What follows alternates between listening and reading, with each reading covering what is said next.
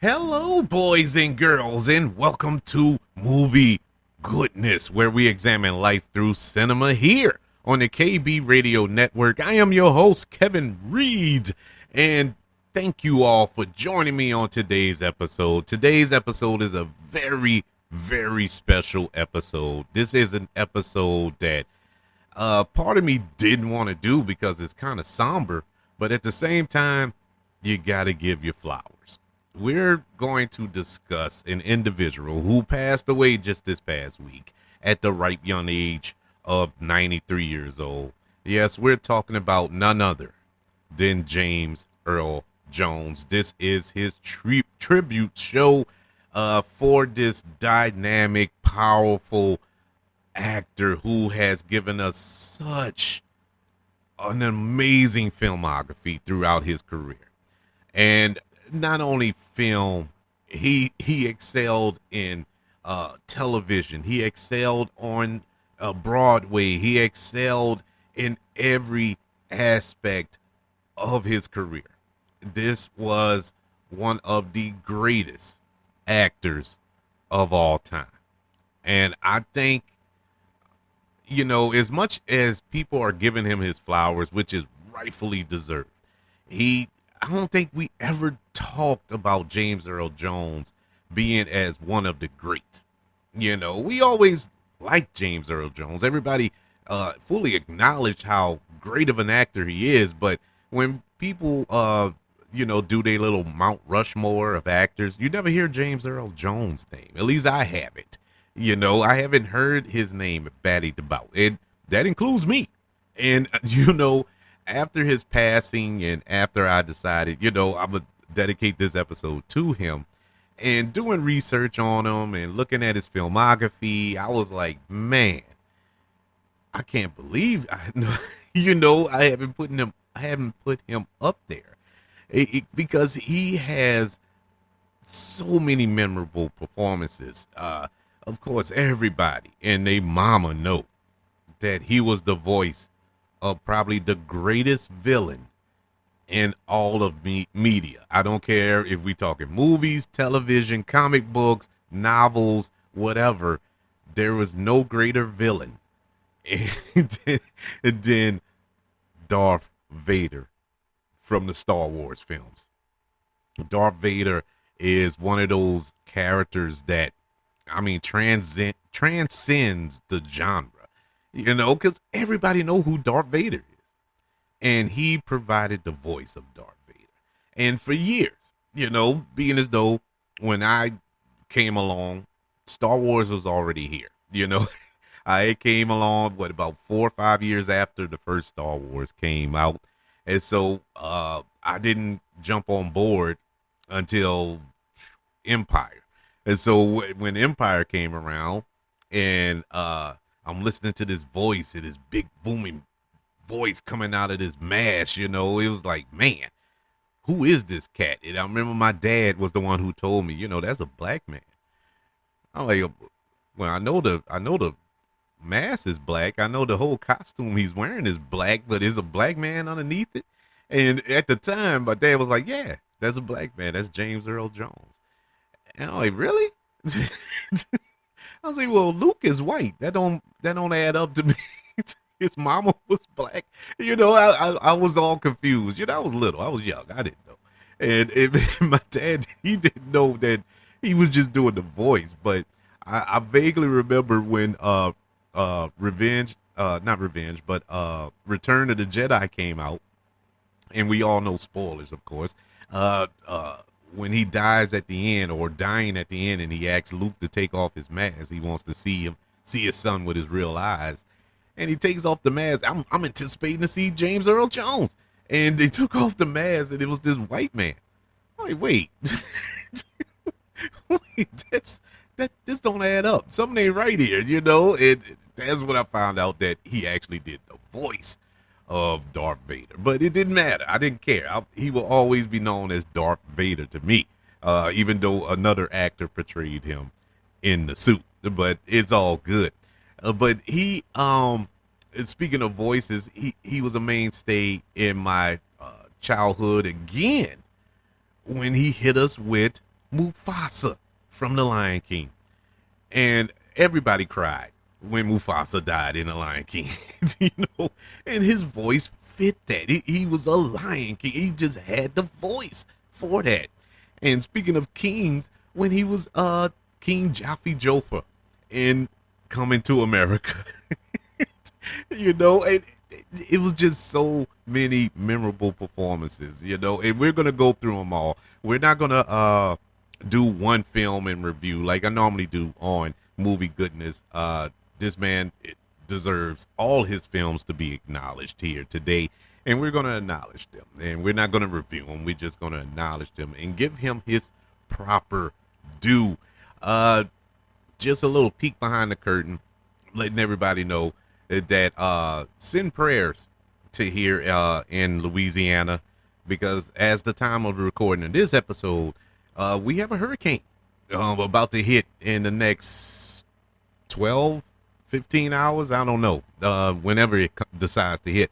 But yeah, so I'm hurrying up and trying to get this episode out because, you know, when a hurricane hits, we lose power. And going by the last few hurricanes, we don't have power for like a week or two. So I wanted to get this episode out before, you know, all the hecticness takes place. Hopefully it doesn't happen this go around. I hope that after this I think Francine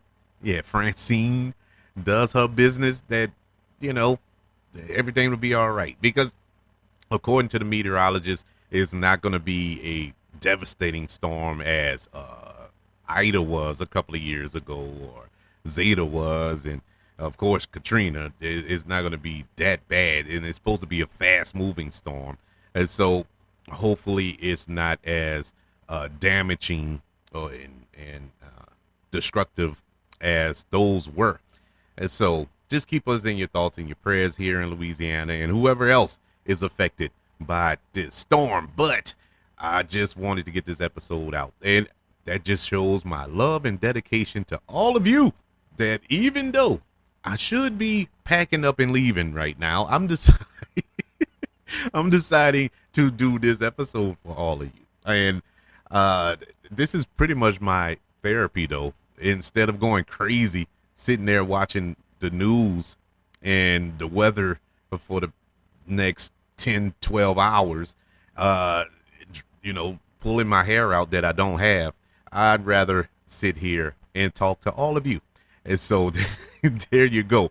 And so hopefully this episode will find me and everybody else here in Louisiana upright and good. And so back to the business and that is, of course, James Earl Jones. And James Earl Jones, he was born on January the 17th, 1931, people. 1931, and he passed away on September the 9th of 2024. He was an American actor, of course. He is one of the few. Now, not too many performers have this distinction. He is an EGOT. Now, if you don't know what an EGOT is, an EGOT, if I'm saying it right, that is a performer who has won an Emmy, a Grammy, an Oscar, and a Tony. That is rare. Not too many performers have won the big four, or all four, and he has pulled it off. He was inducted into the American Theater Hall of Fame in 1985. He was honored with the National Medal of Arts in 1992. Kennedy Center honors in 2002, the Screen Actors Guild Life Achievement Award in 2009, and the Academy Honorary Award in 2011. James Earl Jones was born in Mississippi, and not too far from where my folks grew up from. I think it's called Archer Butler. Archer Butler is northern Mississippi, and his mother was a teacher and a maid, and his father was a boxer, a butler, and a chauffeur. His father left the family shortly after his birth, and he later became a stage and screen actor himself. Robert Earl Jones. That's, of course, was James Earl Jones' father. And if you ever seen pictures of him, they look exactly like that's him. That's there's no dispute. There's no need to go on Maury. That's you the daddy. Um, even though he left before he was born, so he never really knew his father, of course. But James Earl and his father did reconcile in the 1950s. They did come together, and they, I guess you could say, buried the hatchet. At least James Earl Jones did. He buried the hatchet, and they developed a relationship. And that's a beautiful thing, I think. That is an awesome thing, because I know that's a hard pill to swallow. Because around that time, he was in his 20s, and you'd have been through it all. Been to puberty, you've been through high school, you've been to college, and all this here, and now here's, hey, son, that's that's weird. But I'm glad that he was able to move past it. But before all that, at the age of 5, James Earl he was raised by his maternal grandparents on a farm in Michigan, and they had moved there from Mississippi during the Great Migration. But James Earl, he found this transition of living difficult and traumatic. It was hard for him to cope, and because of this, he developed a stutter. And people don't understand what mental health do. Mental health can really affect your physical health as well. And this is what happened. He developed this severe stutter. I mean, it was so bad. He didn't speak. He actually refused to talk because it was so bad, and he was embarrassed by it. He couldn't talk. He had said in an interview once that, I was a stutterer. I couldn't talk. And so my first year of school was my first mute year. And then those mute years continued until I got to high school. He credited his math teacher, Donald Crouch, who discovered he had a gift for writing poetry, with helping him in his silence. Crouch urged him to, challenge himself and to speak through writing poetry and reading poetry out loud in class. And so this really helped him to break free. And it took high school till he was able to break out and actually speak. And poetry was a way, as was a form of outlet, I should say, to kind of break through this little disability that he had. And I thought that is powerful stuff right there. After graduating high school, he went on to attend at the University of Michigan, where he was initially a pre-med major. He joined the Reserve Officers Training Corps and excelled. He felt comfortable within the structure of the military environment and enjoyed the camaraderie with his fellow comrades, or cadets, not comrades. They weren't in Russia. And after his junior year, he focused on drama with the thought of doing something he enjoyed before. At least he assumed, and he would have to go off to fight in the Korean War. James Earl Jones graduated from University of Michigan in 1955 with a bachelor's in arts, majoring in drama. Now, his military career, as I said, as the war intensified in Korea, he was deployed as soon as he received his commission as the second lieutenant. While he waited for his orders, he worked on a stage crew and acted at this theater in Michigan. He did eventually get called over to the Korean War, but by the time he was called, the war was pretty much wrapping up, if you will. But he did go to several forts for training, additional training, until he was discharged after being promoted to first lieutenant. After being discharged, he moved to New York, where he studied American theater wing and worked as a janitor to support himself. Now we're going to go into his filmography. We're going to go through every film that he was a part of. And I will say that this is where my head really blew open when I was studying for this show. I was like, man, I did not realize this man has such a storied career, such a stellar career. And nobody considers him one of the GOATs. It's mind boggling to me. But that's neither here or there. Let's start off with his first film, the first film that he was ever a part of, and that was in 1964 with Dr. Strangelove. In 1967, The Comedians. In 1970, he starred in two films, End of the Road and The Great White Hope, which he was in the stage play of 2 years earlier, which he was nominated for a Tony Award. I believe he won a Tony Award for that performance.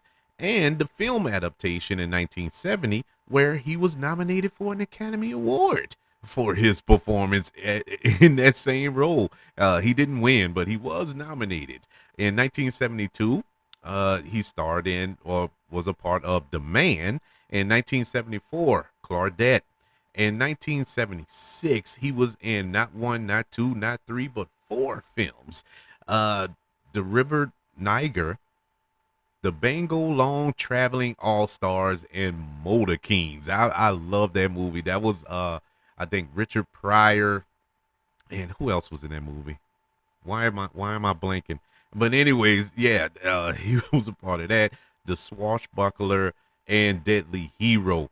In 1977, this is where it blew up. He starred in 5 films in 1977. The Greatest, where he portrayed Malcolm X in that film.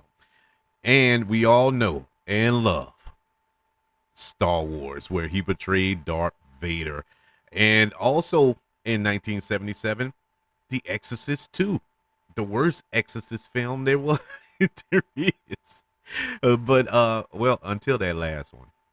But it's a close. And also the last remake of Bogas and a piece of the action. In 1980, he reprised the role of Darth Vader in The Empire Strikes Back.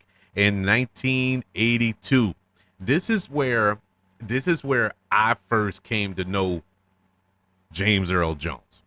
And it was a film that came out in 1982. He did 3 films, but one of them is the one where I grew to know who James Earl Jones was, because this was my first time ever seeing him, due to my age at the time. The Flight of the Dragons, Conan the Barbarian, and Blood Tide. It was Conan the Barbarian, where he played the villain in that film.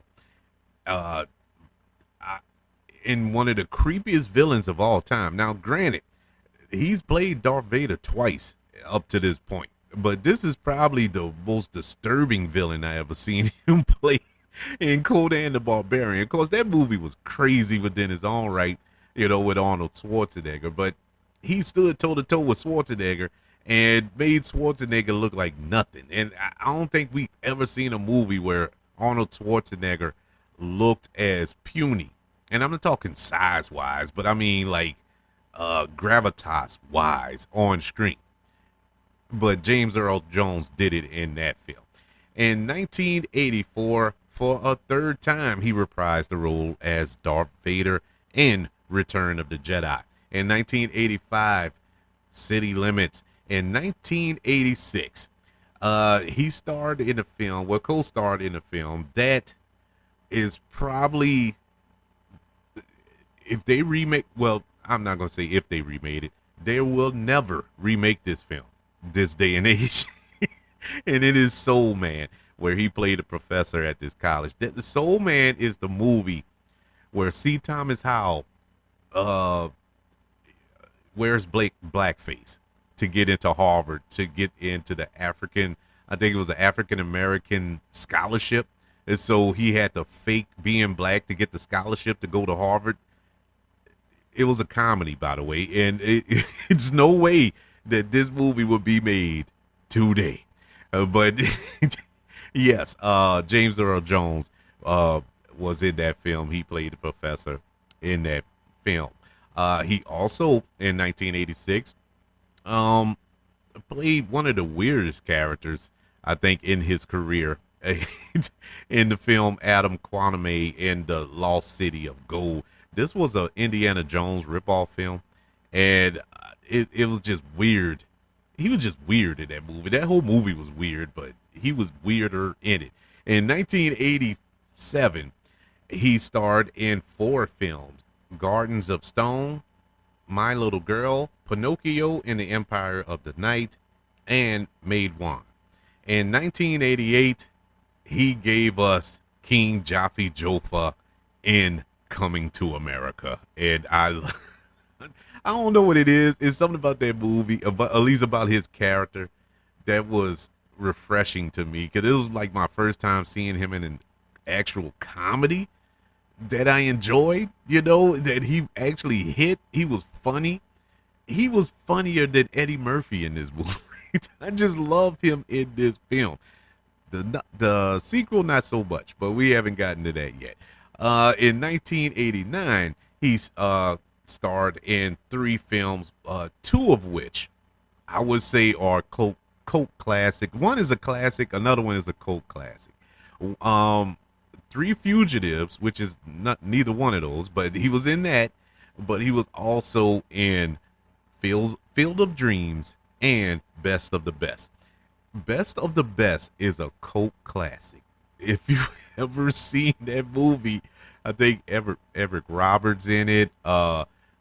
Chris Penn, who's Sean Penn brother, he was in it, and it's the cheesiest movie of all time. It is a pure 80s cheese fest, but it's so satisfying. For some strange reason, it is a cult classic. But the true classic is Field of Dreams. Like I said, if you didn't cry, if you weren't moved in some type of way watching Field of Dreams, you don't have a soul. Put a mirror under your nose and see if there's any breath in you. I mean, this movie will rip you out, especially if you are close to your father and your father passed away or whatever, or any loved one really. It don't have to be a father. It's just specifically a father because of this film. But that will rip you up, man. And in a good way. It's joyous tears. It's not like, oh, it's depressing. It's not that. It's so beautifully made. I love that movie. And I'm not a baseball nut, but I love that movie. And James Earl Jones, his character was so good. He was so good in that movie. In 1990, he starred in 4 films. If you notice a pattern, James Earl Jones was a working man. He stayed busy. 3 to 4 films a year, easily. He worked. In 1990, he co-starred in Convicts, The Hunt for Red October, The Ambulance, Grim Fairy Tales. The memorable one for me in 1990 was The Hunt for Red October. He played Admiral James Greer, and this was the first Jack Ryan film that I think they made, and that was with Alec Baldwin.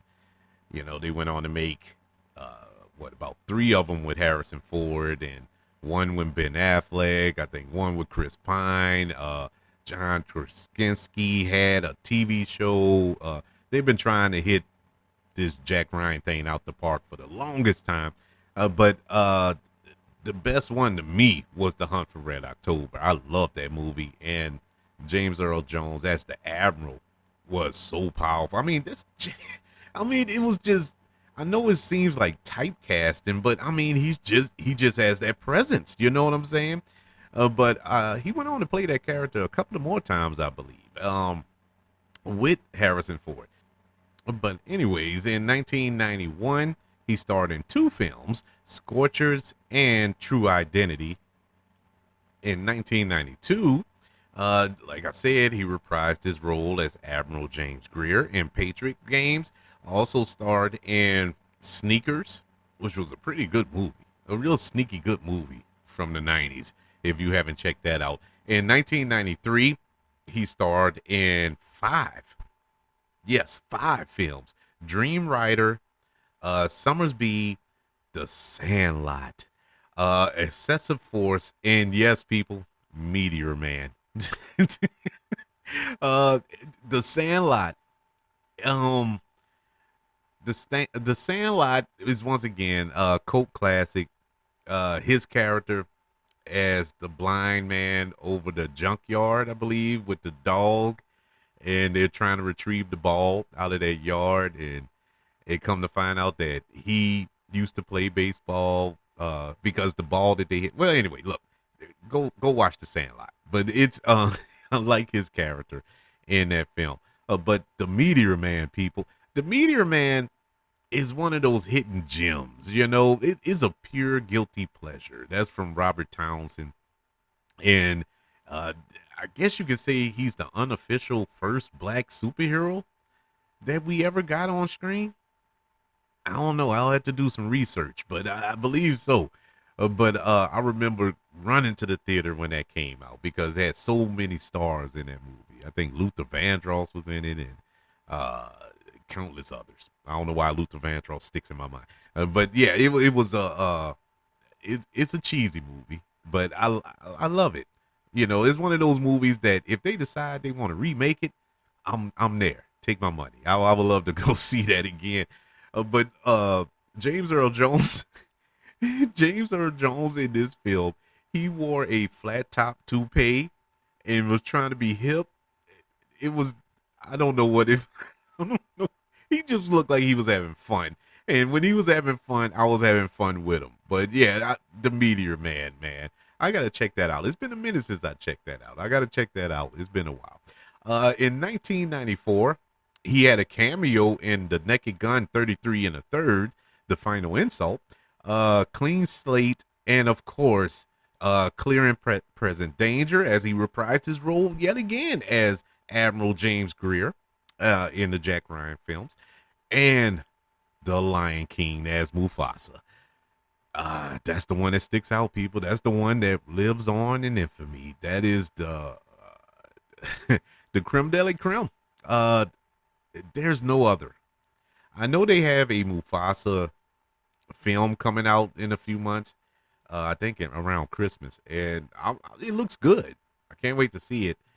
But James Earl Jones, of course, he wasn't a part of it. They have a new actor because it's supposed to be like a prequel, and before he became the king. So there's a new voice actor providing the voice, of course, and that kind of turned me off. To be 100% honest with you, I, I wasn't 100% with it, but I'm willing to give it a shot. I am willing to give it a shot, and I want to see how this other actor. I think the problem is I'm gonna go in trying to compare his voice to James Earl Jones' voice, and that's not fair to whoever it is providing the voice of Mufasa in that film, because nobody can do James Earl Jones. Nobody, and definitely can't do Mufasa. So this is you just got to go into it with a different mindset. Anyways, moving on to 1995, where James Earl Jones starred in 3 films: Jefferson in Paris, Cry, The Beloved Country, and Judge Dredd. And now you may ask yourself, he was in Judge Dredd, the one with Sylvester Stallone? Technically, no, but he was the narrator in that film of that film, and it wasn't through the whole film. I think it was the opening narration of that movie. It's been a while since I watched that one. The real good Dredd is Dredd, the one with Carl Urban. That's fire. But yes, he did the narration in the beginning of Judge Dredd. In 1996, he starred in 2 films: A Family Thing and Good Luck. In 1997, Casper, A Spirited Beginning, and Game Related. And you know what? That was one of the points I wanted to make. I got to check by this because I saw Game Related maybe twice in my life, and I cannot recall James Earl Jones being in that movie. I gotta go back and watch it. When I was doing the notes for this show, I was like, wait, he was in Game Related. That's the film with Tupac, and I don't recall, and I don't know why I'm blanking on it, and so I got to go back and watch it again. But yes, he was in Game Related in 1998. He was in two films as well, Primary Colors, and he reprised the role of Mufasa in The Lion King 2, Simba's Pride. I know a lot of people don't even know that there was a Lion King 2 because it was a direct to video release. But I think, yeah, it was a direct to video. I don't think it went to the theaters. But anyways, in 1999, he portrayed Martin Luther King Sr. in My Friend Martin, Undercover Angel. He played the judge. The Annihilation of Fish, and Fantasia 2000. In 2001, he co-starred in Finder's Fee. In 2005, he was back to his old ways with 3 films that year: Robots, where he provided a voice, The Sandlot 2, which I've never seen. I know it was a direct-to-video movie, but I've never seen it for some strange reason. But he returned for that role, and he also returned to the role that everybody pretty much know him from, Darth Vader, in Star Wars Episode 3, Revenge of the Sith. In 2006, he was in The Benchwarmers. Well, kind of. He was the voice of Darth Vader again in a little clip or whatever. But he was also in Click as an uncredited cameo. Scary Movie 4, he was the narrator. And in 2008, this was sneaky one of my favorite Martin Lawrence movies. And I don't know what it is. I don't know if you account it as a guilty pleasure or just something. I don't know what it is. Something about this movie I absolutely love. Welcome Home, Roscoe Jenkins. I love this movie. It is close to perfection to me. And I think one of the reasons is I see a lot of my family in Roscoe Jenkins' family. And it just resonates with me. But James Earl Jones plays the father in that film, Roscoe Jenkins Sr., I should say. In 2009, he co-starred in Quantum Quest and Jack and the Beanstalk. He played the giant. In 2011, he reprised his voice role as Darth Vader on Star Tours at Disney World. And 2013, Gimme Shelter. In 2014, The Angriest Man in Brooklyn, and Driving Miss Daisy, which was a stage production that he did in Australia that got a theatrical release. So just not to be confused, like, wait, I thought that was Morgan Freeman. Yes, Morgan Freeman was in the movie, but stage production that was released in theaters, I think in Australia. And so it counts as a theatrical film.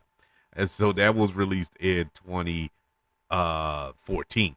In 2016, he reprised his role yet again as Darth Vader in Rogue One. In 2018, Warning Shot. In 2019, he reprised not one, but 2 roles. And if you want to count 2024, or at least 2021 as well, he reprised another one. Basically, the next 3 films, or his last 3 films, were films that he is best known for, that he went back to. Starting in 2019 with The Lion King, that quote-unquote live-action version that I couldn't stand. I hated that version. Not because it was bad, because it was the same movie as the original. It was an insult to my intelligence, I felt, because it was the exact same movie. But he did return to provide the voice of Mufasa. He also reprised his role as Darth Vader in The Rise of Skywalker, which is whatever. But in 2021, he returned to the role of King Jaffe Joffer in his final film role in coming to America. And I hate that that was his final role because that was horrible. I hate that movie. I mean, they really poo-pooed on a classic film there. But those are his film roles. Just to touch in on some of his TV presence. Now, I mean, we'll be here till next year, going over all his TV appearances. But I can assure you, it's just as phenomenal as his filmography.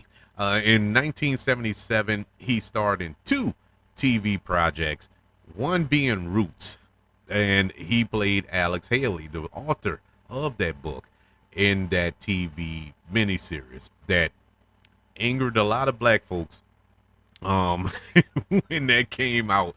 And he also was in Jesus of Nazareth, where he played Balthazar. In 1979, he reprised the role of Alex Haley in Roots: The Next Generation.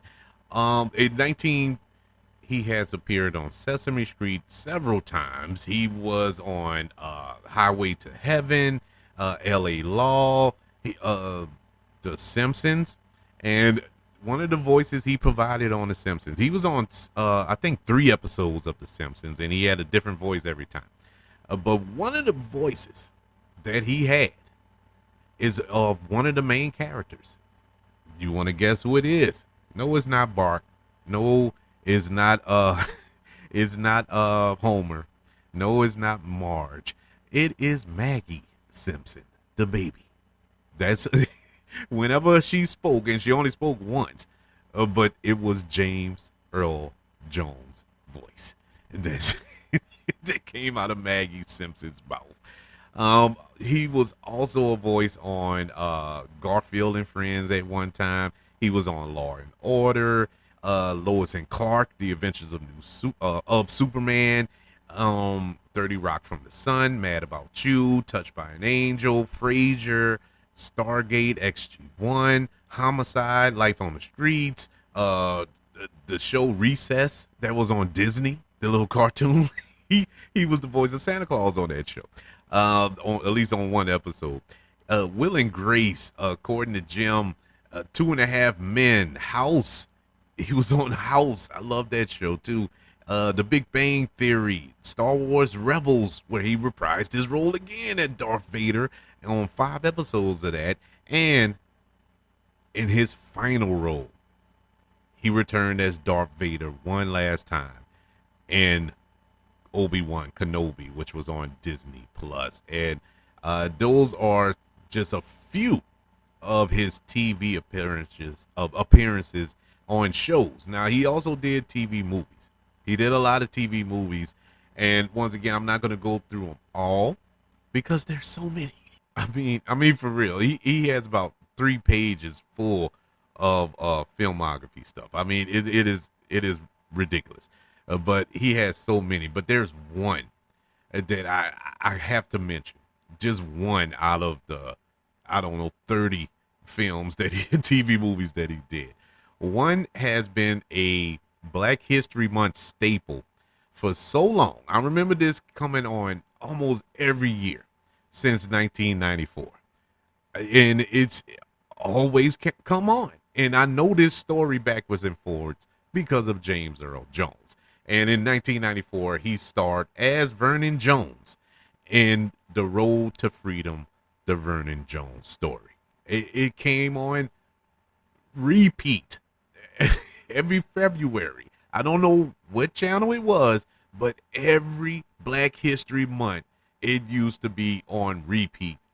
And it was just seared into my brain, and I'm pretty sure in a lot of other people's brains around that time for a few years until TV stopped doing it. Yeah, you know, stopped showing Black History movies, which was messed up, man. TV hasn't been the same since, but that's a subject for another show. But yes, that is the filmography of one James Earl Jones. Just some little tidbits from his personal life. In 1968, James Earl Jones married actress and singer Julianne Marie, whom they met while performing as Othello in 1964. They didn't have any children together, and they ended up getting a divorce in 1972. But in 1982, he married actress Cecilia Hart, with whom they have a son together, Flynn. Hart had died of ovarian cancer on October 16th, 2016. In April of 2016, James Earl Jones spoke publicly for the first time in nearly 20 years about his long term health challenge with type 2 diabetes. He was diagnosed in the mid 90s after the doctor noticed he fell asleep while exercising at the gym. Uh, James Earl Jones, he was Roman Catholic. He had converted when he joined the military back in the day. James Earl Jones died in his home in New York on September the 9th, 2024, at the ripe young age of 93 years of age. In a statement, CNN said that Jones was the voice of CNN and our brand for many decades. That remarkable voice is just one of the many things the world will miss about James. James Earl Jones' alma mater, the University of Michigan, paid tribute to him by posting "We Are Michigan" video narrated by Jones on Twitter, or X. The NAACP, SAG-AFTRA, the Public Theater, and MLB also paid tribute to James Earl Jones.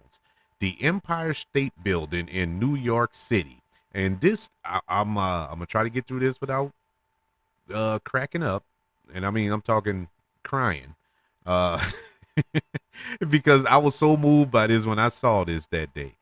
The Empire State Building in New York lit up to look like the iconic character of Darth Vader from Star Wars, in a tribute to James Earl Jones. It was so cool the way they did it.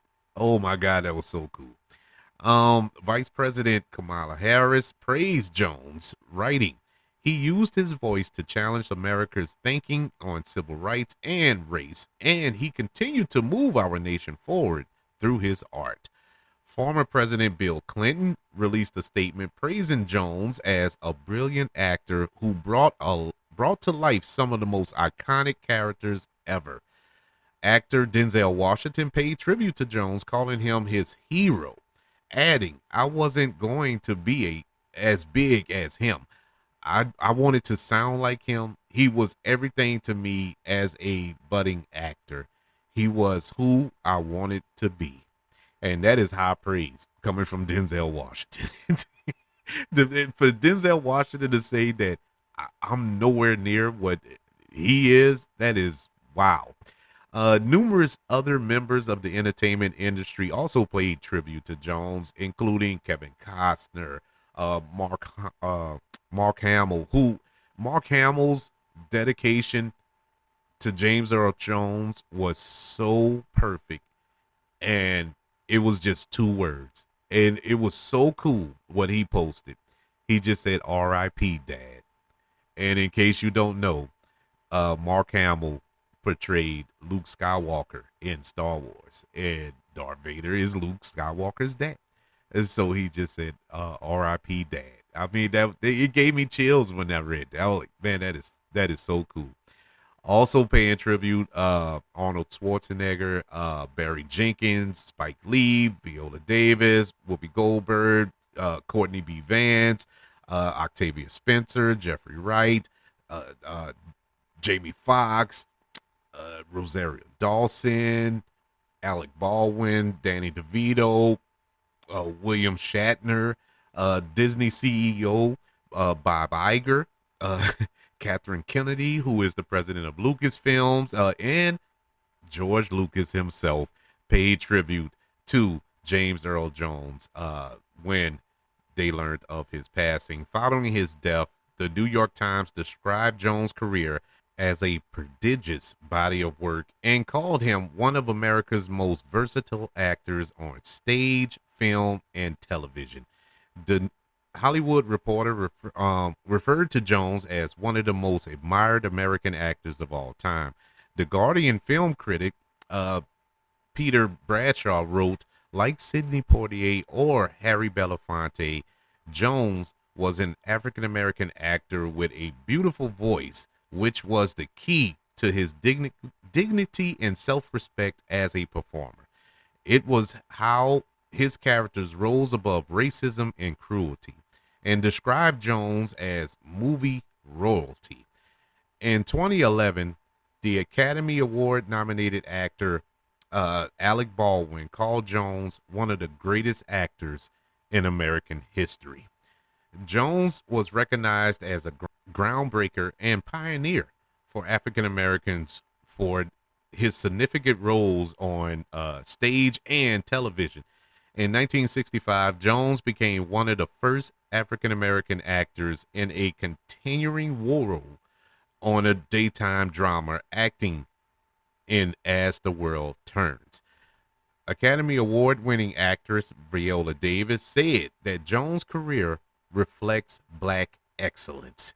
Critic Clive Barnes said that Jones' theater roles were like a black avenging angel. In 2022, the Court Theater was renamed after James Earl Jones, becoming the second Broadway venue named after a black theatrical actor or artist, I should say. The first being August Wilson Theater, named after the playwright August Wilson. The Court Theater was the same stage in which James Earl Jones made his Broadway debut in 1958. Yes, that was the life and legacy and career of James Earl Jones, one of the greatest actors of all time. You know, I'm trying to get away from saying one of the greatest black actors of all time or black this at all time. He's just one of the greatest of all time. You know what I'm saying? It goes without saying he's one of the best black actors of all time. When you call him the best actor of all time, is but I hate putting that label on him because it's not relegated to race, because he transcends race. Nobody cared that a black man's voice came out of Darth Vader. Nobody cared that a black man's voice came out of Mufasa. Nobody cared. They just loved the characters. And so he transcended the race of it all. But while transcending it, he gave it more relevance at the same time as being a black man in these roles, in these type of films that has been staples in pop culture throughout time, and will continue to be a staple in pop culture throughout time. But R.I.P. to a true king. I mean, this man has played a king. You know how many times he's been a king in films? He was a king in Coming to America. He was a king in The Lion King. Well, he was a lord in Star Wars, but you can pretty much give him a king. But he's just a king. He's a true king, and he will be missed, but his work will live on. We can always go back and watch all that he has done. He's left behind a true legacy. I mean, a legacy. And so there's no point of sitting here and moping and crying, because he lived a full life. I mean, 93 years old. I hope and pray that I can make it to 93 years old. That is a blessing and a half. So R.I.P. to James Earl Jones. I would like to know, what is your favorite James Earl Jones film? Which performance is your favorite? Which James Earl Jones performance sticks out to you, will always live on in infamy? It's crazy enough. I stated it earlier. It was Conan the Barbarian for me, because that was my first time seeing him. Even though he was in buku movies before that. Now, it wasn't my first time hearing him. Well, I don't even think he spoke in Conan the Barbarian. But he stuck out to me. That was my first time seeing him. And that's the one that sticks out. But that voice, oh my God, that voice in all the other films, it just, you knew. If you weren't paying attention, you had your back turned to the TV, and he starts speaking, you would turn and look. He just had that voice. Oh man, we're gonna miss that voice. But I would love to know your favorite James Earl Jones performance. You can email the show, kbradiopodcast@gmail.com. You can also search for this show on all social media platforms and leave comments there if you want. Just search for the KB Radio Network. Also, subscribe to the KB Radio Network channel on YouTube and like this video if you don't mind. Also, ladies and gentlemen, don't forget about the 5 stars, the reviews, and sharing this show if you're listening on Apple Podcasts, Spotify, iHeartRadio, wherever you are currently listening to Movie Goodness here on the KB Radio Network. Everybody, thank you for joining me for this talk, this celebration of life, this honoring of a true icon, legend, James Earl Jones, R.I.P. to the King. Want you all to know that I love you, continue to love everyone, and until we speak again, you all be blessed.